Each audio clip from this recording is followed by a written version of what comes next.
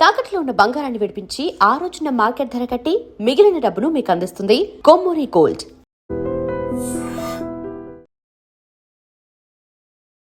Diego Garcia ఒక దీవి పేరు. ఇది భారతదేశానికి అతి సమీపంలో, అంటే 1800 కిలోమీటర్ల దూరంలో ఉంటుంది.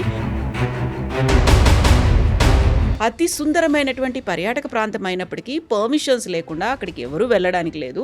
జనాభా లేకపోయినప్పటికీ అక్కడ యుఎస్ ఆర్మీ ఉంటుంది, యూకే ఆర్మీ కూడా అక్కడే ఉంటుంది. బట్ ట్రంప్ కళ్ళు ఇప్పుడు గ్రీన్లాండ్స్ తర్వాత డియాగో గార్సియా మీద ఎందుకు పడ్డాయి? జనాభా లేని దగ్గర ఎందుకని ఇప్పుడు గ్రీన్లాండ్స్ తర్వాత దీని మీద కన్నేశాడు ట్రంప్? డియాగో గార్సియా అనేది మారిషియస్ వాళ్ళ ఐలాండ్స్, వాళ్ళది చాలా ఐలాండ్స్ ఉన్నాయి వాళ్ళ దగ్గర. ఇప్పుడు డియాగో గార్సియా ఐలాండ్ని స్ట్రాటజిక్గా వీళ్ళు చైనాని అడ్డుకోవడానికి యూజ్ చేస్తున్నారు. సడన్గా ట్రంప్కి ఇంత ఇంట్రెస్ట్ ఎందుకు వచ్చిందంటే భయం, ఈ మిగతా 59 ఐలాండ్స్ డియాగో గార్సియా పక్కన పెడితే భారతదేశానికి అప్పగిస్తున్నారు. ఆ టైంలో ఇప్పుడు ట్రంప్కి టెన్షన్ ఏమొస్తుందంటే అక్కడ భారతదేశం వచ్చి కూర్చుంటే వాళ్ళు మిగతా రష్యాకి చెప్తారో, లేకుంటే మేము కూడా ఏం చేస్తున్నామని. అమెరికా ఎక్కడో ఉంది, యూకే ఇంకెక్కడో ఉంది. అక్కడి నుంచి ఇక్కడి దాకా వచ్చి వాళ్ళకి బేస్ని సెట్ చేసుకోవాల్సినటువంటి అవసరం ఏముంది? ఎందుకంత ఎక్కడో అన్మాన్డ్ దీవులు ఏవైతే ఉన్నాయో వాటి దగ్గరికి వెళ్ళి వీళ్ళు అన్నిటినీ త్రివిధ దళాలని అక్కడ మోహరించుకునేంత థ్రెట్ ఎందుకని అనిపిస్తోంది వాళ్ళకి? మెయిన్గా భయం రష్యన్స్ వస్తారని ఒక భయం ఉండేది. అంటే మారిషియస్ ఇండియాకి ఇవ్వకుండా రష్యాకి ఇస్తారు, లేకుంటే ఇండియా రష్యా కోసం పనిచేస్తారు అని ఒక డౌట్. యుఎస్ ప్రెసిడెంట్ అనగానే ఒక స్టెబిలిటీ ఉండాలి ఇప్పుడు పాలసీలో. ఇదే ట్రంప్ ఒక సంవత్సరం ముందు ఎస్ అని చెప్పిన మనిషి ఈ మారిషియస్ డీల్కి, చెగోస్ ఐలాండ్స్కి, ఇప్పుడు సడన్గా ఎందుకు మారిపోయాడు? ప్రతి చోట కూడా తనకు కావలసినటువంటి డిఫెన్స్ సిస్టమో లేకుంటే తన దేశానికి రక్షణగా ఏది ఉపయోగపడుతుందో దానికోసం చూస్తున్నాడు తప్ప అక్కడికి వెళ్ళినప్పుడు అక్కడ రేర్ మెటల్స్ ఉన్నాయా, లేకపోతే ఆ దేశానికో లేకుంటే ఆ దీవుకో ఏదైనా ఉపయోగపడుతుందా ఇలా చూడదు. Trump as a person American ఇండస్ట్రీని మొత్తం డిస్ట్రాయ్ చేసేసారు కంప్లీట్గా. అదే ఇప్పుడు జరుగుతుంది. అన్ఎంప్లాయ్మెంట్ చాలా ఎక్కువ ఉంది. అది కాకుండా ఇన్ఫ్లేషన్ తక్కువ ఉన్నది, కానీ ఏదో ఒక రోజు ఇన్ఫ్లేషన్ కూడా కొడుతుంది. ఆ రోజు అమెరికన్ ప్రెసిడెంట్.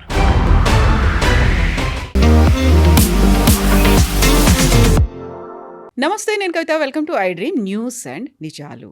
డియాగో గార్సియో ఒక దీవి పేరు. ఇది భారతదేశానికి అతి సమీపంలో, అంటే 1800 కిలోమీటర్ల దూరంలో ఉంటుంది. ఇక్కడ జనాభా అసలే లేదు. కాకపోతే అతి సుందరమైనటువంటి పర్యాటక ప్రాంతం అయినప్పటికీ పర్మిషన్స్ లేకుండా అక్కడికి ఎవరూ వెళ్ళడానికి లేదు. జనాభా లేకపోయినప్పటికీ అక్కడ యుఎస్ ఆర్మీ ఉంటుంది, యూకే ఆర్మీ కూడా అక్కడే ఉంటుంది. బట్ ట్రంప్ కళ్ళు ఇప్పుడు గ్రీన్లాండ్స్ తర్వాత డియాగో గార్సియా మీద ఎందుకు పడ్డాయి? ఎందుకని యూకే మీద ఇప్పుడు ట్రంప్కి అంత కోపం వచ్చింది? మనతో పాటుగా ఉన్నారు సీనియర్ జర్నలిస్ట్ సురేష్ కొచ్చాతిల్ గారు. సార్ నమస్తే. సో గ్రేటెస్ట్ స్టూపిడిటీ అంటున్నాడు ట్రంప్ యూకే డియాగో గార్సియాని మారిషస్కి అప్పగించడాన్ని. బట్ అది మన దగ్గరే ఉంటే మనకు హెల్ప్ అవుతుంది అనేటువంటి మాట. అసలు జనాభా లేని దగ్గర ఎందుకని ఇప్పుడు గ్రీన్లాండ్స్ తర్వాత దీని మీద కన్నేశాడు ట్రంప్? డియాగో గార్సియా అనేది మారిషియస్ వాళ్ళ ఐలాండ్స్, వాళ్ళది చాలా ఐలాండ్స్ ఉన్నాయి వాళ్ళ దగ్గర. దాంట్లో 60 ఐలాండ్స్ పేరు చెగోస్ ఐలాండ్స్ అన్నది, పార్ట్ ఆఫ్ మారిషియస్. కానీ ఆ టైంలో బ్రిటిష్, డచ్, ఫ్రెంచ్ వీళ్ళందరూ పరిపాలించారు ఈ ఏరియాలో. మన దగ్గర కూడా ఈస్ట్ ఇండియా కంపెనీ వచ్చారు ఆ టైంలో. సో ఈ చెగోస్ ఐలాండ్స్ని బ్రిటిష్ ఆ టైంలో, I think it was 1814 occupy చేసుకున్నారు. దాని తర్వాత వాళ్ళ దగ్గరే ఉండేది. స్లోలీ ఈ కోల్డ్ వార్ అంతా స్టార్ట్ అయిన టైంలో యుఎస్ కూడా అక్కడ ఒక బేస్ సెటప్ చేసుకున్నారు. ఫస్ట్ యూకే బేసే, అది యుఎస్ కూడా వాడుకుంటున్నారు అన్నమాట దానికోసం. సో దీన్ని డియాగో గార్సియా అని పేరు పెట్టారు. ఉన్న 60 ఐలాండ్స్లో ఒక ఐలాండ్ ఇది అన్నమాట. అక్కడ US military, US air force, US navy ముగ్గురు ఉన్నారు అక్కడ. యుఎస్ ఆర్మ్ ఫోర్సెస్ అని చెప్పచ్చు అనమాట.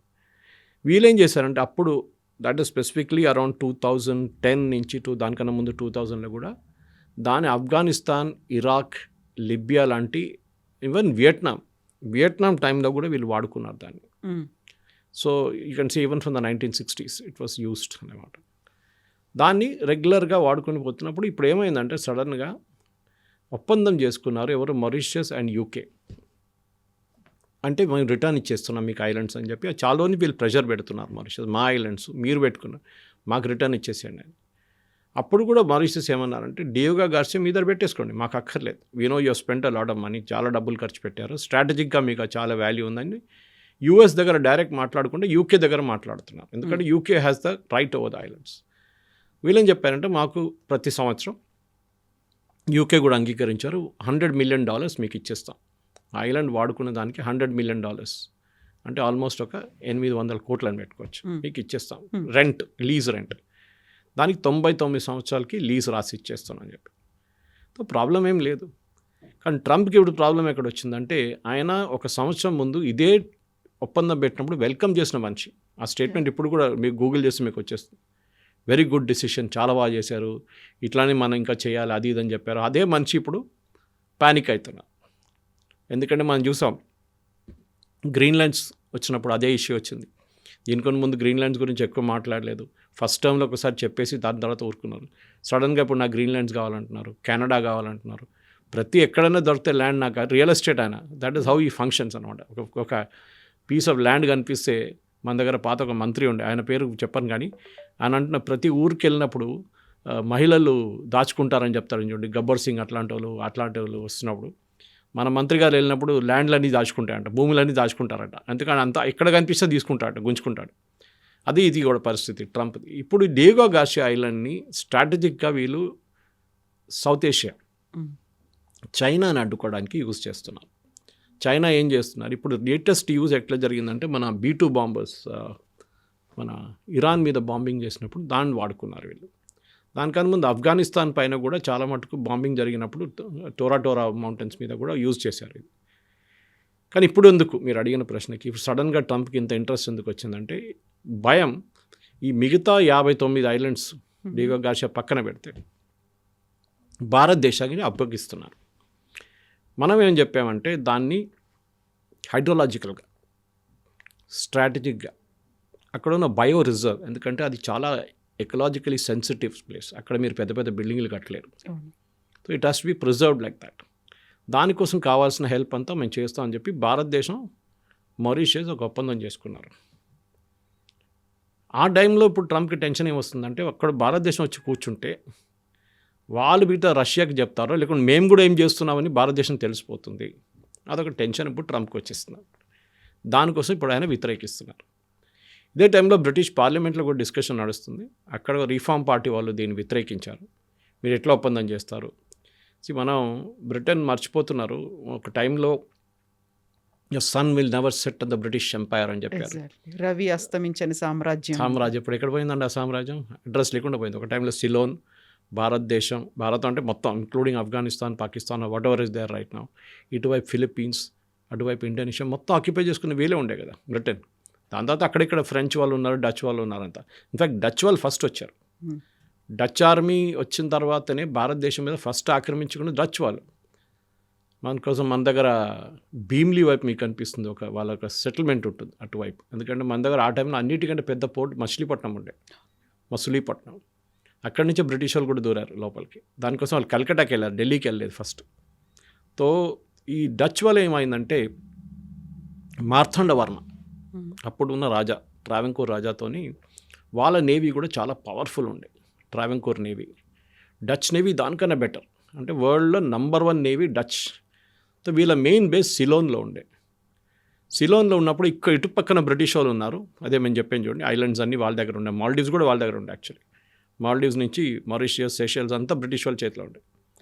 సో ఈ సిలోన్ నుంచి వీళ్ళు మార్తాండవర్మ మీద అటాక్ చేశారు, భారతదేశాన్ని ఆక్యుపై చేసుకోవడానికి. అప్పుడు బ్రిటిష్ వాళ్ళు రాలేదు ఇండియాకి, ఇంకా East India, Dutch East India company ఉండేది, not British East India company. Battle of Colachel అని చెప్పి ఇప్పుడు కూడా మీరు కన్యాకుమారికి వెళ్తున్న రూట్లో ఒక పెద్ద మాన్యుమెంట్ కనిపిస్తుంది మీకు, టవర్ లాగా. That is where that battle happened, అంటే సీలో జరిగింది. ఇప్పుడు కూడా మీరు మిలిటరీ కాలేజెస్కి వెళ్తే, నేను కూడా ఇక్కడ మిలిటరీ కాలేజ్కి వెళ్తే చూసాను, బిగ్గెస్ట్ నేవల్ బ్యాటిల్స్లో the battle of Colachel between Dutch East India company and Marthanda Varma navy. Marthanda Varma navy వాళ్ళని ఓడించారు డచ్ని. The last battle. ఇన్ఫ్యాక్ట్ వాళ్ళ మెయిన్ అడ్మిరల్ని అరెస్ట్ చేసి మార్తాండవర్మ కోర్టుకు తీసుకొచ్చి, మార్తాండవర్మ ఆయన్ని పనిష్ చేయకుండా ఆయనకి చీఫ్ ఆఫ్ ఆర్మీ స్టాఫ్, అంటే వాళ్ళ చీఫ్ ఆఫ్ ఆ టైంలో ఆర్మ్ ఫోర్సెస్ చీఫ్గా చేశారు ఆయన. లెస్టర్ సి అనేది పేరు, నాకు it's very tongue twisting name. అంత పవర్ఫుల్ ఉండే మన మార్తాండవర్మ ఆర్మీ. దాని తర్వాత ఏం జరిగిందంటే, డచ్ మొత్తం కొలాప్స్ అయిపోయారు కంప్లీట్గా.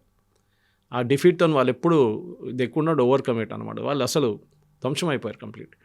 They lost Ceylon, they lost, భారతదేశంకి ఎంట్రీ లేదు, అటువైపు ఫిలిప్పీన్స్, ఇండోనేషియా అంతా వాళ్ళ చేతిని జారిపోయింది. ఆ టైంలో బ్రిటిష్ వాళ్ళు వచ్చారు. And this is the time first they went to 1818 at Diego Garcia. ఆ టైంలో డిగో గార్సియా చెగోస్ ఐలాండ్స్కి వెళ్ళారు. ఆ చెగోస్ ఐలాండ్స్ నుంచి Diego Garcia was a part of it అనమాట. కానీ 1950s నుంచి బ్రిటన్ కూడా దాన్ని వాడడం మొదలుపెట్టారు ఫుల్ ఫ్లెజ్గా, అండ్ అమెరికన్స్ రావడం. ఇప్పుడున్న పరిస్థితిలో ప్రాబ్లం ఏం లేదు actually, technically there is no issue. మనం కూడా రెడీగా ఉన్నాం వాళ్ళని హెల్ప్ చేయడానికి మారిషస్కి. కానీ యుఎస్ అడ్డుకుంటున్నాం. యుఎస్ అంటున్నారు ఇప్పుడు, why are you doing it, foolish move, that is చేయకూడదు, వాళ్ళకి ఇవ్వకూడదు. అరే వాళ్ళ ఐలాండ్స్, వాళ్ళ ఇండిపెండెన్స్ వచ్చిన తర్వాత వాళ్ళు ఎప్పటి నుంచో అడుగుతున్నారు, మా 60 ఐలాండ్స్ మాది, మాకు ఇచ్చేసేయండి అంటే ఒప్పందం చేసుకున్న తర్వాత 2025లో చేశారు. 2022లో డిస్కషన్స్ మొదలైంది బ్రిటన్తో, యూకేతో. దాని తర్వాత 25లో సంతకం పెట్టారు. అన్నీ జరిగిన తర్వాత ఇప్పుడు ఎట్లా అపోజ్ చేస్తారండి, ఇదే అర్థం కావట్లేదు. సో మీ బేస్ పోతుందంటే ఒక భయం ఉంటుంది, అది లేదు కదా ఇప్పుడు, the base is still there. కానీ అటువైపు భారతదేశం ఏమో మేము ఆ మిగతా ఐలాండ్స్ని హైడ్రలాజికల్గా డెవలప్ చేసి అక్కడున్న మెరైన్ రిసోర్సెస్ని కూడా మేము, అది ఫిషరీ ఉండొచ్చు, మిగతా ఏమైనా ఉండొచ్చు, మేము డెవలప్ చేసి ఇస్తామని చెప్పి ఒక ప్రాజెక్ట్స్ మొదలు పెడదాం అనుకుంటే ఈ ప్రాబ్లం మొదలైంది.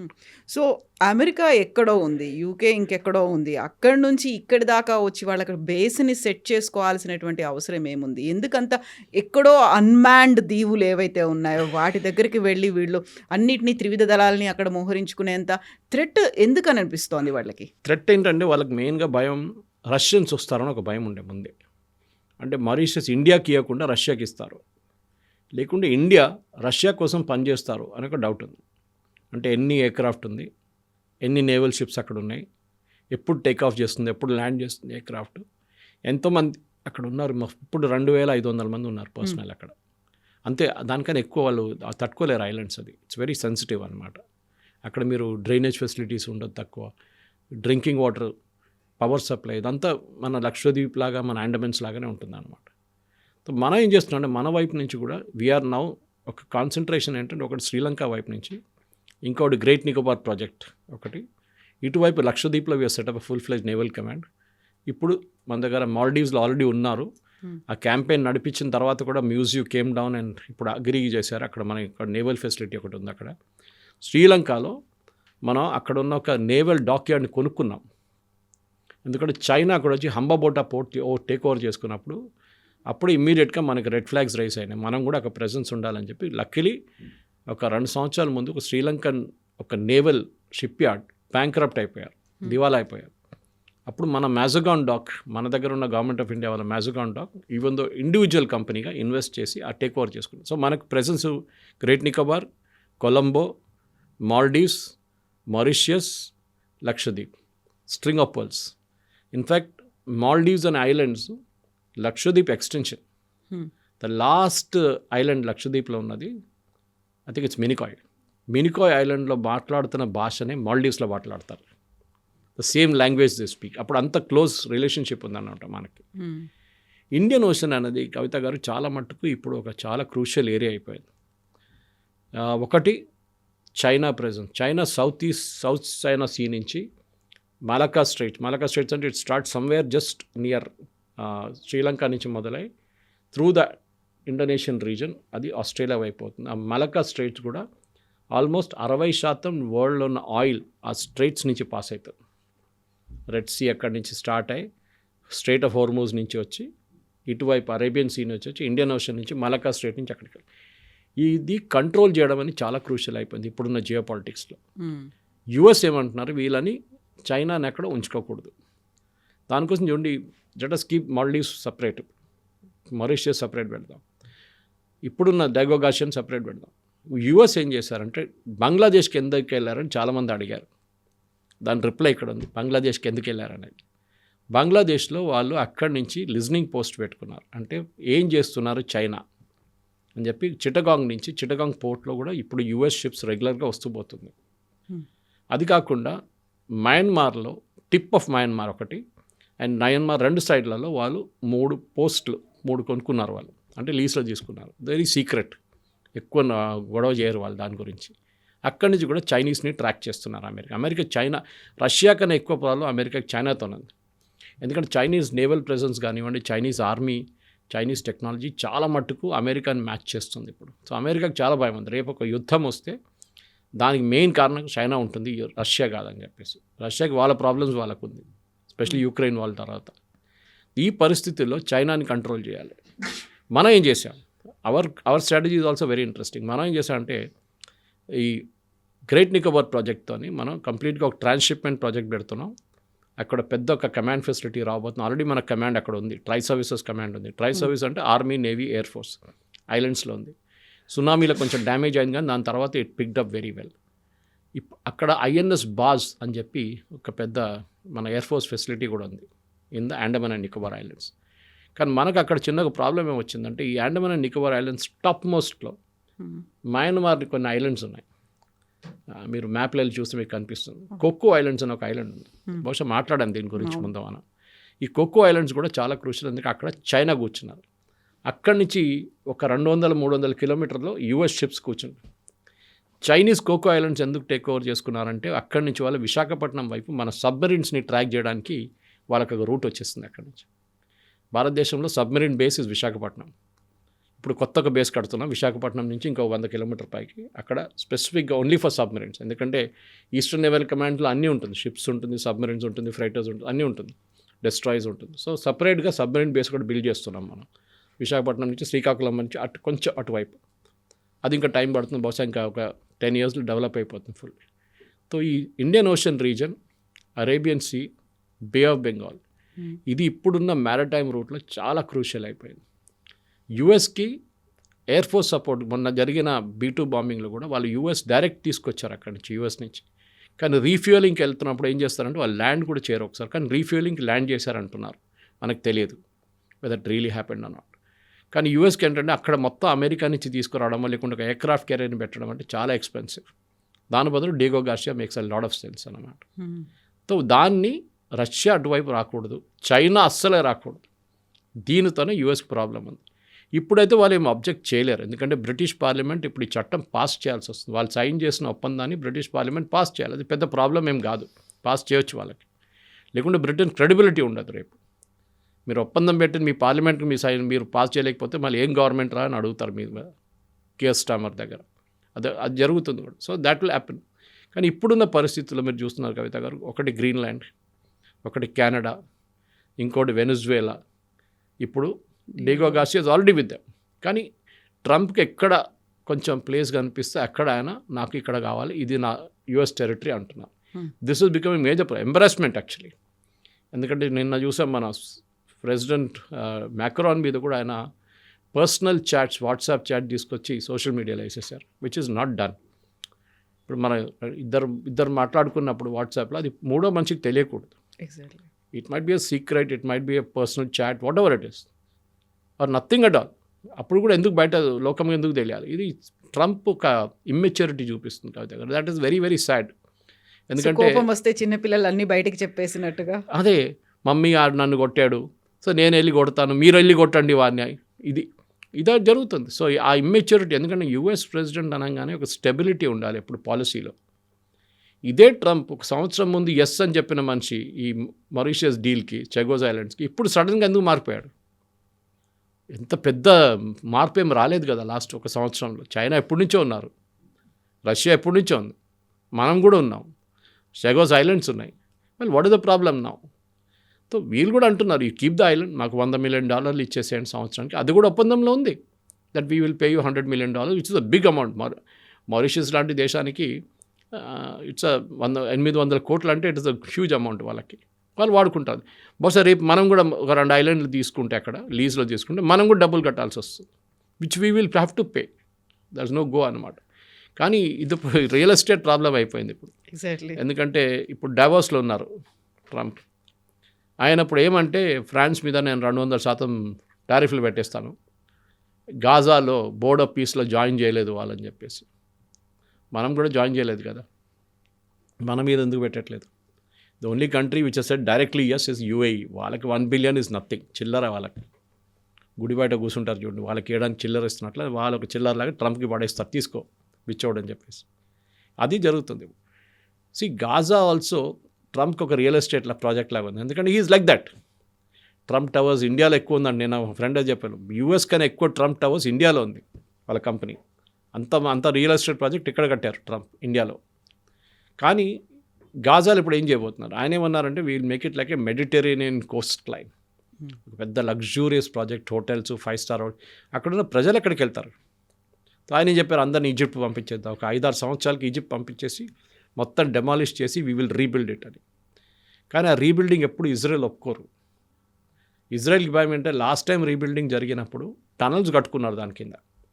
ఆ రీబిల్డింగ్ స్పాన్సర్ చేసింది ఇరాన్, హమాస్ కోసం. ఇప్పుడు ఎవరు స్పాన్సర్ చేస్తారు? మా ఇండియాని పిలిచారు, చాలా దేశాలు పిలిచారు, కెనడాని పిలిచారు, ఫ్రాన్స్, యూఏఈ, సౌదీ అరేబియా అందరినీ పిలిచారు ఆయన. బోర్డ్ ఆఫ్ పీస్, ఎంత పెద్ద బోర్డు ఇవాళగా ఎవరు కనిపించేదేమో 60 మంది 70 మంది ఉండొచ్చు, ప్రెసిడెంట్స్ అండ్ ప్రైమ్ మినిస్టర్స్. అందరూ $1 బిలియన్ పెట్టాలంట. ఒరిజినల్ మీకు గుర్తుంది కవిత గారు, ట్రంప్ ఫస్ట్ గాజా మొత్తం ఈ డెమాలిషన్ ప్లాన్ వచ్చినప్పుడు అందరూ వ్యతిరేకించారు. Even Saudi Arabia objected. మేము మొత్తం డెమాలిష్ చేసి కన్స్ట్రక్ట్ పోతాం. అక్కడ అందరూ అడిగిన ప్రశ్న ఇదే, నేను అడిగిన ప్రశ్న, అక్కడ ఉన్న ప్రజలు ఎక్కడికి వెళ్తారు? ఈ సైడ్ ఈజిప్ట్ పంపిస్తాం, జార్డన్ పంపించేస్తాం అని డెమాలిషన్ చేసి అన్ని కన్స్ట్రక్ట్ చేసిన వాళ్ళు రిటర్న్ పిలిపించుకుందాం, లేదా అక్కడే ఉండేయండి వాళ్ళని అన్నారు. ఇప్పుడు ప్రాబ్లం ఎక్కడ వస్తుందంటే గాజాలో పెట్టిన పెట్టుబడికి మనకేమొస్తుంది? మనకి 2 ఫ్లాట్లు ఇస్తారా అక్కడ? మనకి ఒక టవర్ ఇచ్చేస్తారా మనకి? లేకుంటే మనకి ఏదైనా యాక్సెస్ ఇస్తారా? అక్కడ ఏం లేదు. అక్కడ ఏదో పెద్ద రేర్ ఎర్త్స్ ఉంది, అది ఉంది, ఇది ఉంది అంటే ఇంకో మాట. అక్కడ ఇట్ ఈస్ బేసిక్లీ ట్రంప్కి ఏంటంటే ఆయన అక్కడ ఒక ప్రాజెక్ట్గా డెవలప్ చేసి దాన్ని బహుశా ఒక ట్రంప్ టవర్ లాగా మార్చుకుంటారేమో తర్వాత. అప్పుడు దాకా ఆయన 3 years అయిపోతుంది ఇంకా. Then he will be a next president. దీని మీద కాన్సన్ట్రేట్ చేయవచ్చు. గాజా ఒకటి, గ్రీన్లాండ్. ఇప్పుడు గ్రీన్లాండ్ లేటెస్ట్ మీరు చూసుంటారు. ఇప్పుడు జరుగుతున్న దాంట్లో ఇప్పుడు గ్రీన్లాండ్ గురించి అసలు మాట్లాడలేదు. కొన్ని రోజులు, ఒక 3 రోజుల నుంచి గ్రీన్లాండ్ గురించి మాట్లాడింది. అక్కడున్న ప్రజలు కూడా వ్యతిరేకిస్తున్నారు. ఈయనేమన్నారు, అక్కడున్న ప్రతి మనిషికి $100,000 ఇచ్చేద్దాం, $1,00,000 ప్రతి, అక్కడ 55,000 మంది ఉన్నారు, వాళ్ళందరికీ ఇచ్చేద్దాం. వాళ్ళేమంటున్నారంటే, వాళ్ళు పొద్దున్న కూడా చూశాను నేను, అక్కడ ఉన్న కొన్ని లీడర్స్ మాట్లాడుతూ, ట్రంప్ ఇక్కడ వస్తే ఆయన వెదర్ తట్టుకోలేరు, అంత దారుణమైన వెదర్ ఉంది ఇక్కడ, వాళ్ళ ఫోర్సెస్ తట్టుకోలేరు. ఆల్రెడీ వాళ్ళ బేస్ అక్కడ ఉంది, థూల్స్ ఎయిర్ ఫోర్స్ బేస్ అని ఉండే, దాన్ని ఇప్పుడు మార్చి స్పేస్ కమాండ్గా చేశారు. ఇప్పుడు ఇక్కడ వాళ్ళు వచ్చి ఉండలేరు. సరే కావాలంటే ఇంకా 2 బేస్లు తీసుకో, మాకు ప్రాబ్లం లేదు, కానీ మేము ఇక్కడి నుంచి వెళ్ళాము, this is our territory. And clearly ఆమె యొక్క క్లాస్ వార్ అని చెప్తుంది. ఎందుకంటే మేము we look like brown skin, మమ్మల్ని వైట్ స్కిన్ వాళ్ళు తీసేస్తున్నారు. ఇది పాత 1800s నుంచి జరుగుతున్న ఒక కోలనైజేషన్ ప్రాసెస్. ట్రంప్ మళ్ళీ తీసుకొస్తున్నారు దాన్ని. సో ఈ పొజిషన్లో గ్రీన్లాండ్ కూడా ఇప్పుడు దే ఆర్ అబ్జెక్టింగ్. దాంతో అన్నిటికంటే పెద్ద ప్రాబ్లం ఇప్పుడు EU స్ప్లిట్ అయిపోయారు కంప్లీట్గా. EU నేను అనుకుంటాను, ఎందుకంటే వాళ్ళంతా 27 దేశాలు ఉన్నాయి EU. అది కాకుండా నేటో కూడా ఉన్న 20+. ఈ నేటో కానీ EU కానీ దే విల్ గెట్ సింప్లీ, ఇది ఏదైనా గ్రీన్లాండ్ మీద కాలు పెడితే కూడా ట్రంప్ రేపు ఆల్రెడీ ఉన్నారు బేస్, అది కాకుండా మేము ఆక్యుపై చేస్తాము, మేము ఆర్మీని పంపిస్తాము, అది చేస్తాం, ఇది చేస్తాను చేస్తే మొత్తం the entire EU mechanism NATO collapse అయిపోతుంది. ఉండదు, నేటో అనే ఒక ఫోర్స్ ఉండే ప్రసక్తే లేదన్నమాట. ఇది ప్రాబ్లం. సో ఇప్పుడు గ్రీన్లాండ్స్ తర్వాత ఈ దీవి మీద ఫోకస్ అనేది ఉంది. ప్రతి చోట కూడా తనకు కావలసినటువంటి డిఫెన్స్ సిస్టమో లేకుంటే తన దేశానికి రక్షణగా ఏది ఉపయోగపడుతుందో దానికోసం చూస్తున్నాడు తప్ప, అక్కడికి వెళ్ళినప్పుడు అక్కడ రేర్ మెటల్స్ ఉన్నాయా, లేకపోతే ఆ దేశానికో లేకుంటే ఆ దీవుకో ఏదైనా ఉపయోగపడుతుందా, ఇలా చూడదు. సో గ్రీన్లాండ్స్ అయిపోయాయి, ఇప్పుడు డియాగో అయిపోయింది, ఆ తర్వాత నెక్స్ట్ 4 సైడ్స్ కోసం దృష్టి పెట్టబోతున్నాడా అనేది కూడా వినిపిస్తుంది కదా. ఎగ్జాక్ట్లీ, రేపు గాజాలకు ఒక బేస్ పెట్టుకోవచ్చు, గాడ్ నోస్, అది కూడా జరగవచ్చు. అంటే గాజాలో అందరిని పంపించేసి హమాస్ అంతా అవుట్ చేసిన తర్వాత నేను అక్కడ బేస్ పెట్టుకుంటాను ఒకటి. ఆల్రెడీ సౌదీ అరేబియాలో ఉంది, బహ్రెయిన్లో ఉన్నాయి, ఖత్తర్లో అన్నిటికంటే పెద్ద బేస్ ఉంది, UAEలో బేస్ ఉన్నాయి, ఇరాక్లో బేస్ ఉంది వాళ్ళకు. ఏ కంట్రీలో లేదని చెప్పండి. పాకిస్తాన్లో ఉంది, బంగ్లాదేశ్లో ఉంది. ఇప్పుడు మనమే ఉండము, possibly we are not given a base to US. దానికోసం డియాగో గార్సియాలో పెట్టుకున్నారు ఆయన. ట్రంప్కి ఏంటంటే కవిత గారు నిన్న కూడా ఆయన మాట్లాడుతున్నప్పుడు, ఇప్పుడు డావోస్కి వెళ్ళే ముందు మాట్లాడారు అట్ ద ఎయిర్పోర్ట్. ఆయన ఏమంటారు, నా స్ట్రెంగ్త్ చూడండి, ఎగ్జాక్ట్లీ 1 year నిన్న ఆయన ప్రమాణ స్వీకారం చేసి 1 year అవుతుంది. నన్ను చూడండి, ఒక సంవత్సరంలో నేను ఎంత మార్పు తీసుకొచ్చాను. నా మాటలు చెప్పంగానే భయపడుతున్నారు లోకం. ఒక నార్సిస్ట్ అంటారు ఇంగ్లీష్లో దాన్ని, ఒక వర్డ్. అంటే మీరే దేవుడి తర్వాత మీరే దిగి వచ్చారు, రావణాసురుడి కన్నా పెద్ద రావణాసురుడు తయారవుతున్నారు, నన్ను చూడంగానే ప్రజలు భయపడుతున్నారు, ఇట్లాంటి వాళ్ళది హిస్టరీలో చాలా స్టోరీస్ ఉన్నాయి. హిట్లర్ ఉండొచ్చు, నెపోలియన్ ఉండొచ్చు, స్టాలిన్ ఉండొచ్చు, మావో ఉండొచ్చు, లెనిన్ ఉండొచ్చు. వీళ్ళందరూ చేసిన పనులు మన అందరూ తెలిసిందే. అటిలా ద హన్ నుంచి మొదలైంది అది. సో ఇట్లాంటి డిక్టేటోరియల్ బిహేవియర్ ఉన్న మనిషి హిస్టరీలో మొత్తం కంప్లీట్గా డిసపియర్ అయిపోతారు, మాయమైపోతారు. అందులో ఆయన వెరీ రీసెంట్గా ఇంకో మాట కూడా చెప్పారు, నాకు నోబెల్ పీస్ ప్రైజ్ ఇవ్వనప్పుడు నేను ఇంకా వీటన్నిటి గురించి నేను ఎందుకు ఆలోచించాలి, నేను ఎందుకు కృషి చేయాలి. నార్వీజియన్స్కి చెప్పారు డైరెక్ట్, ఆలోచించండి, మీరు నాకు నోబెల్ ప్రైజ్ ఇవ్వలేదు కదా, నేను చూసుకుంటాం. ఆలోచించి is that the way US president speaks? ఒక మెచ్యూరిటీ ఉండాలి. డేవ్గా గార్సియా కానీ మీరు గ్రీన్లాండ్ కూడా కన్సిస్టెంట్ పాలసీ ఉండే యూఎస్కి 50-60 సంవత్సరాల నుంచి. ఆ పాలసీ ఎప్పుడు మారలేదు. డెమోక్రటిక్ ప్రెసిడెంట్ ఉండి, రిపబ్లికన్ ప్రెసిడెంట్ ఉండి, ఏదో బుష్ టైం నుంచి ఒబామా, క్లింటన్, దాని తర్వాత అగైన్ బైడెన్, ఎక్కడ ఈ పాలసీ మారలేదు. కానీ ట్రంప్ వచ్చిన తర్వాత ఫస్ట్ టర్మ్లో కరెక్ట్ కొంచెం స్టేబుల్గా ఉన్నాడు మనిషి. సెకండ్ టర్మ్లో రాగానే ఆయనకి ఏదో ఇప్పుడు డెస్పరేట్ అయిపోయాడు. నాకు ఒక 3వ టర్మ్ దొరికితే అది కూడా బాగుంటుంది, ఇట్లా చేసి చూపించిన తర్వాత యూఎస్ ప్రజలు అంటారు, రేపు మా ప్రెసిడెంట్ ఫర్ లైఫ్, మన నార్త్ కొరియాలో ఉన్నాడు చూడండి కిమ్ జాంగ్ ఉన్ లాగా, ప్రెసిడెంట్ ఫర్ లైఫ్ పెట్టుకుందాం ట్రంప్ గారిని, ఇంకా ఏ ప్రెసిడెంట్ ఎలక్ట్ కాకూడదు, అట్లాంటి ఒక పరిస్థితికి తీసుకురావాల్సి. ఒక నార్సిసిస్ట్ అయిపోయాడు ఆయన. అంటే ఆయన పిక్చర్ ఆయనకు మిర్రర్లో చూడడం చాలా నచ్చినది, ఆయన వాయిస్ ఆయనకు నచ్చడం మొదలుపెట్టింది. ఆయనకు వ్యతిరేకించడానికి ఎవరు లేరు అమెరికాలో ఇప్పుడు. అంటే వాళ్ళ ప్రజలు కాదు, ప్రజలు ఇన్ఫ్యాక్ట్ ఒక సర్వే మొన్న జరిగింది, దాంట్లో 77% మంది అమెరికన్ ప్రజలు గ్రీన్లాండ్ మీద అమెరికా చేయబోతున్న దాడిని వ్యతిరేకిస్తున్నారు, ట్రంప్ పాలసీని.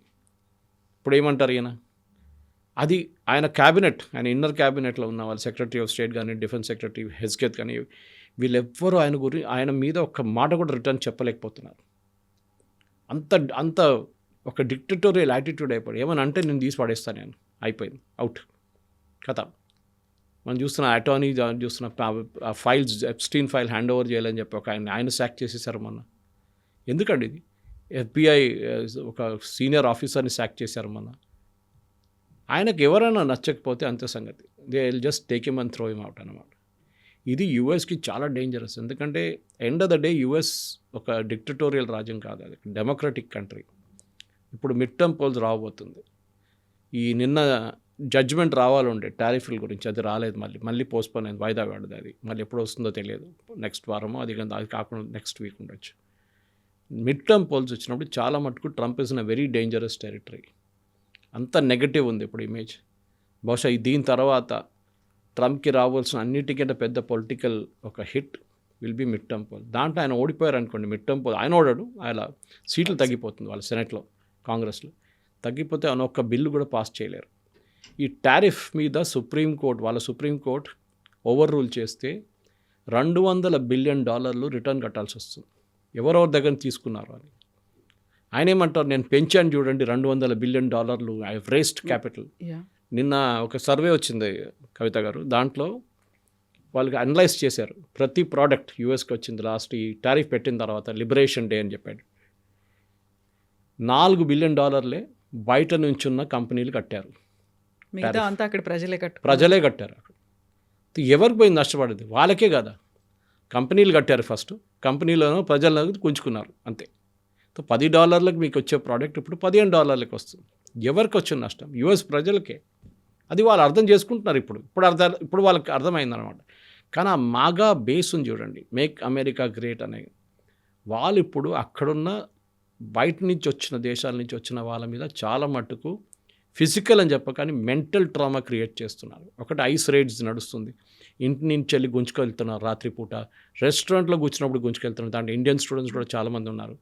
ఇప్పుడు లేటెస్ట్ మా ఫ్రెండ్స్తో మాట్లాడుతున్న వాళ్ళు ఏమంటున్నారంటే, జాబ్స్ కూడా ఎవరైనా ఇండియన్స్కి ఇచ్చిన వాళ్ళు ఏం చేస్తున్నారంటే, they are going and seeing ఎంతమంది H1B అప్లై చేశారు, ఏ కంపెనీ వాళ్ళు అప్లై చేశారు, దాంట్లో ఎంతమంది ఇండియన్స్ ఉన్నారు, వాళ్ళ వ్యతిరేకంగా క్యాంపెయిన్ నడిపాడు. ఇప్పుడు ఫెడెక్స్ చూడండి, latest was FedEx Subrahmanyam is the CEO. ఆయన మీద you are an Indian, so you are taking Indians. ఆయన అన్నారు, లాస్ట్ ఇయర్ నేను 450 అప్లై చేశాం మేము H1B, ఈ సంవత్సరం ఓన్లీ 100 మేము అప్లై చేసింది. మాకు ఆ టాలెంట్ కావాలి, మాకు కాదు అమెరికన్స్నే తీసుకోవాలి. నేను చెప్తాను కవిత గారు, ఇట్స్ మోస్ట్ మన స్టూడెంట్స్కి ఆల్రెడీ 70% ఇవాళ 71% తగ్గిపోయింది. ఆలోచించండి, మన స్టూడెంట్స్ కూడా ఆలోచించాలి, మన ప్రోడక్ట్స్ ఎట్లా డైవర్సిఫై చేస్తున్నామా. మోదీ గారు ఏం చేస్తారు, ఇప్పుడు యూతో FTA సైన్ చేయబోతున్నాం. అది సైన్ చేస్తే మనకి అమెరికన్ మార్కెట్ అక్కర్లేదు. Will be happy with the European market. అంత పెద్ద మార్కెట్ అక్కడ కూడా ఉంది. కానీ మన స్టూడెంట్స్ ఎక్కడికి వెళ్తారు, US యూనివర్సిటీస్ ఏం చేస్తారు, వాళ్ళకి ఎక్కడి నుంచి ఫీజు వస్తుంది. ఎందుకంటే మన స్టూడెంట్స్ దగ్గర ఫీజు చేసుకుని వాళ్ళు బతుకుతున్నారు. కెనడాలో కూడా అంతే. కెనడాలో వాళ్ళ స్టూడెంట్స్కి ఫ్రీ, కానీ మన దగ్గర తీసుకున్న డబ్బులు వాళ్ళ స్టూడెంట్స్కి సబ్సిడైజ్ చేయడానికి యూజ్ చేస్తున్నారు. యూఎస్లో కూడా అదే జరుగుతుంది ఇప్పుడు. సో డెఫినెట్గా ఇప్పుడు ఈ నెగటివ్ కాన్సిక్వెన్సెస్ US మీద ఎప్పుడు కాదు, ఒక 3 సంవత్సరాల తర్వాత దాని ఇంపాక్ట్ ఉండబోతుంది. చాలా మటుకు యూనివర్సిటీస్ బంద్ అయిపోతుంది, అక్కడ వాళ్ళకున్న ఫండింగ్ ఆగిపోతుంది, ఎందుకంటే డబ్బులు ఉండవు వాళ్ళ దగ్గర. ఇదే పరిస్థితుల్లో ఈయన ఏం చేయబోతారు, అప్పుడు ఏం చేస్తారు. చైనీస్ స్టూడెంట్స్ రావట్లేదు, ఇప్పుడు ఇండియన్ స్టూడెంట్స్ రావట్లేదు. వాళ్ళ పెద్ద మార్కెట్ వాళ్ళకి. అది కూడా కాదు, ఈ స్టూడెంట్సే కాదు, అక్కడ వెళ్ళిన తర్వాత సుందర్ పిచాయ్ కానీ మిగతా వాళ్ళు తయారయ్యారు, పెద్ద పెద్ద CEOs తయారయ్యారు. ఇదే వాళ్ళ స్టూడెంట్స్గానే వెళ్ళారు ఇక్కడి నుంచి, MS చేయడానికి వెళ్ళారు, దాని తర్వాత PhD చేశారు కొంతమంది, దాని తర్వాత అక్కడ ఉద్యోగం మొదలుపెట్టారు. నౌ ఎవ్వరు అక్కడ ఉండకూడదంట. ఇండియన్స్ అనే కాదు, నో అవుట్ సైడర్ ఎక్సెప్ట్ అమెరికన్స్కే ఉద్యోగం ఉండాలండి. ఇవాళ ఇంకొక రిపోర్ట్ వచ్చింది ఎకనామిక్ టైమ్స్లో, చాలా మటుకు ఎంట్రీ లెవెల్ జాబ్స్ ముందు అది కూడా బయటికి వెళ్తుండే, all those jobs are coming back to India. చాలా మంచి పని, ఎందుకంటే మన దగ్గర ఇంజనీరింగ్ కాలేజ్ నుంచి పాస్ అవుట్ అయ్యే పిల్లలకి ఎంట్రీ లెవెల్ జాబ్సే దొరుకుతుంది ఫస్ట్. కానీ మన వాళ్ళు ఏంటంటే ఇక్కడ నుంచి MS చేయడానికి అక్కడికి వెళ్తారు, అక్కడ OPT తీసుకుంటారు, దాని తర్వాత అక్కడ గ్రీన్ కార్డ్ ట్రై చేస్తారు, లేకుంటే H1B తర్వాత దాని గ్రీన్ కార్డ్. ఇప్పుడు గ్రీన్ కార్డ్ వాళ్ళని కూడా పంపించేస్తున్నారట. ఆలోచించండి, మనం ఎప్పుడు అనుకున్న గ్రీన్ కార్డ్ అంటే it's a permanent settled invent US అనుకున్నా, కాదు. That also is like a visa, now you are being send back. So వాళ్ళ వైపు నుంచి చూస్తే తప్పేం లేదు, కానీ మన వాళ్ళు దాన్ని ఎక్స్ప్లాయిట్ చేశారు, కరెక్ట్. H1Bని మిస్యూజ్ చేశారు, ఎస్. కానీ ఈ పరిస్థితుల్లో అమెరికా నుంచి మనం ఒప్పందం చేయాలన్నా వద్దా, ఎందుకంటే మనం ఎట్లా ట్రీట్ చేస్తున్నారు. వీఆర్ నాట్ ఎ స్మాల్, మనం ఏదో పాకిస్తాన్ బంగ్లాదేశ్ కాదు, మనం 144 కోట్ల మంది ఉన్న పాపులేషన్ ఉన్న కంట్రీ మనది. మనతో ఎట్లా డీల్ చేస్తున్నారు, మనం కూడా అదే టైప్ డీల్ చేయాలి. దానికోసం మోదీ గారు ఏం మాట్లాడలేదు, మేము సంతకం పెట్టలేదు, కథం అయిపోయింది కదా. మేము మిగతా సంతకాలు పెట్టుకుంటాం. ఆల్రెడీ UKతో మాకు FTA ఉంది, ఆస్ట్రేలియాతో సైన్ చేసుకున్నాం, ఇప్పుడు EUతో చేస్తున్నాం. ఒకరోజు మీరు దిగొస్తారు, ఆ రోజు చూసుకుందాం. ఆల్రెడీ వాళ్ళ పాపం కష్టపడుతున్నాడు, they are latest man mister Gaur ఇక్కడ కష్టపడుతున్నారు ఎంబసీలో, అంబాసిడర్. ఆయన పాపం తిరుగుతున్నారు. అంబానీని కలిశారు, నిన్న ముఖేష్ అంబానీ కలిశారు, చంద్రశేఖర్ గారిని కలిశారు, పీయూష్ గోయల్ కలిశారు, బాంబేకి వెళ్ళి ఫడ్నవీస్ని కలిశారు. He's trying to repair the things. కానీ డ్యామేజ్ చాలా ఎక్స్టెన్సివ్గా ఉంది ఇప్పుడు డ్యామేజ్. అది మనం ఎందుకు పెట్టుబడి అమెరికాలో పెట్టాలని అడుగుతున్నారు ఇప్పుడు. అమెరికన్ కంపెనీస్ కావాలంటే ఇక్కడ వచ్చి పని చేసుకోండి, మీరు మీ హెడ్ క్వార్టర్స్ ఇక్కడ షిఫ్ట్ చేసుకోండి. చాలామంది అమెరికన్ కంపెనీస్ ఇప్పుడు యూరోప్కి వెళ్ళాలనుకుంటుంది, ఎందుకంటే ట్యాక్స్ బేస్ అక్కడ కొంచెం ఐర్లాండ్ లాంటి దేశాల్లో ట్యాక్స్ కొంచెం తక్కువ ఉంటే అక్కడ పెట్టుకుంటున్నారు, దుబాయ్కి వెళ్తున్నారు. ఇది జరగబోతుంది. I think Trump as a person American ఇండస్ట్రీని మొత్తం డిస్ట్రాయ్ చేసేసారు కంప్లీట్గా. అదే ఇప్పుడు జరుగుతుంది. అన్ఎంప్లాయ్మెంట్ చాలా ఎక్కువ ఉంది, అది కాకుండా ఇన్ఫ్లేషన్ తక్కువ ఉన్నది. కానీ ఏదో ఒక రోజు ఇన్ఫ్లేషన్ కూడా కొడుతుంది. ఆ రోజు American president will be in deep trouble. And Trump కూడా ఆయనకు అర్థమైపోయింది, ఇప్పుడు ఆయన ప్యానిక్ మోడ్లో ఉన్నారు. దానికోసం అక్కడ ఇక్కడ ఆ ఇష్యూస్ డైవర్ట్ చేస్తున్నారు. చూడండి, డొమెస్టిక్ ఆడియన్స్ గురించి అస్సలు మాట్లాడలేదు. Is only talking about international things. మేము గోల్డెన్ డోమ్ తయారు చేస్తున్నాం, దానికోసం మా గ్రీన్లాండ్ కావాలి. అరే, మీ మిలిటరీ మాట్లాడలేదు దాని గురించి. ఎక్కడ అంత పెద్ద ఎక్సెన్షియల్ థ్రెట్ ఎక్కడి నుంచి వస్తుంది మీకు ఇమీడియట్గా? రష్యా అయితే మొత్తం ధ్వంసం అయిపడున్నారు పక్కన యుక్రెయిన్ వార్ తర్వాత. వాళ్ళు ఎక్కడ పోతారు ఇప్పుడు? వాళ్ళు మీ మీద మిసైల్ ఎందుకు పడేస్తారు? You not understanding it. NATO వాళ్ళు డబ్బులు పెట్టాలి, వాళ్ళు 5% పెట్టాలి GDPది. నేటో వాళ్ళకి అసలు ట్రంప్తో పడట్లేదు ఇప్పుడు. వాళ్ళ ఫ్రెంచ్ ప్రైమ్ మినిస్టర్ కానీ, డానిష్ ప్రైమ్ మినిస్టర్ కానీ, వీళ్ళందరూ విపరీతంగా ఆయన మీద ఉన్న లాంగ్వేజ్ ఎట్లా పడుతున్నారంటే మనకే అనిపిస్తుంది ఒక US ప్రెసిడెంటా లేకుంటే అట్లా కనిపిస్తుంది మనకి. ఎస్ సార్, చూద్దాం ఏం జరగబోతుందో. Thank you very much. And for more videos, Please subscribe to iDream. Please subscribe to iDream. Please subscribe iDream. And please subscribe to iDream. For more videos, subscribe to iDream. please like, share and subscribe to the channel. Congratulations, iDream. Subscribe to iDream. Subscribe to iDream. So subscribe to iDream Media. iDream ki iDream team andarki huge congratulations. Please subscribe iDream Media. Please subscribe to iDream. Subscribe iDream. Please subscribe to iDream. iDream అంటే నా కళల ఛానల్ను subscribe చేసుకున్న నోరు తిరుగుతలేదు, మీరైతే గంట గుర్తు కొట్టండి. For more such videos, please subscribe to iDream. Subscribe to iDream. Please subscribe to iDream. Please subscribe iDream Media. Please do subscribe to iDream. Please subscribe to iDream Media. For best entertainment and information, please subscribe iDream. And don't forget to subscribe to iDream.